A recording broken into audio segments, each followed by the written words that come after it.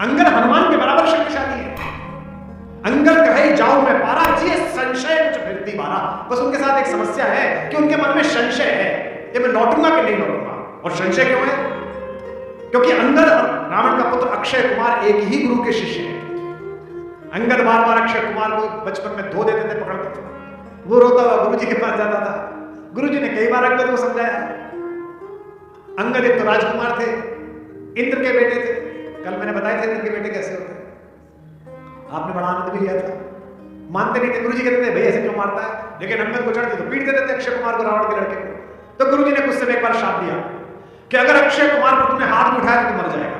यही संशय उनके मन में था कि मैं गया और सामने अक्षय कुमार मिल गया तो इसलिए समस्या हो जाएगी। रावण को भी यह पता था कि बंदर आया तो अंगद आया होगा, इसलिए आपने देखा कि सबसे पहले उसने अक्षय कुमार को भेजा। पुनि पठयउ ते अक्षय कुमारा, जला संगले सुमठ अपारा। अंगद को कब भेजा? जिस दिन युद्ध होना था उससे पहले रात। यह भारत के विदेश मंत्री का संवाद होना चाहिए जो मैं बोलना चाहता हूं। यह भारत की विदेश नीति में IFS को पढ़ाया जाना चाहिए जो रामकथा कह रही है। युद्ध को हम अंतिम समय तक टालेंगे, लेकिन भारत का यह उद्घोष है कि युद्ध प्रारंभ हम नहीं करेंगे, लेकिन समाप्त हम ही करेंगे।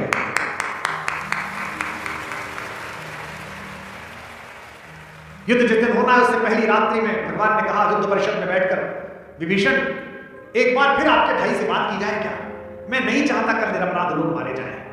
विभीषण ने कहा भगवान वो मानेंगे नहीं, मैं जानता हूं युद्ध अवश्यंभावी है। भगवान ने कहा नहीं, एक बार मैं प्रयास करके देखना चाहता हूं, भेज दीजिए, एक दूत भेज दीजिए। जैसे ही दूत का नाम हो हनुमान खड़े हो गए, सर। भगवान ने कहा नहीं, तुम नहीं, तुम पिछली बार गए थे, बड़ा कष्ट हुआ उसको, ऐसा आदमी भेजो जिसे देख के वो प्रसन्न हो।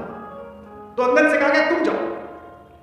अंगद ने जो वहां बात की है वो कम्युनिकेशन में पढ़ाया जाना चाहिए, पत्रकारों को पढ़ना चाहिए, चैनल के लोग आए।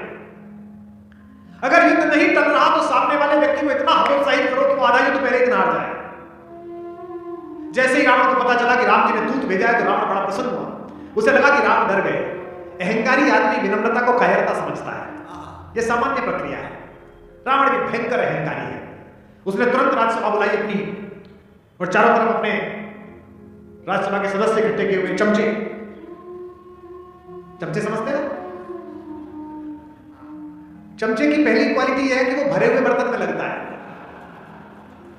और जब तक माल निकलता है तब तक चुप रहता है।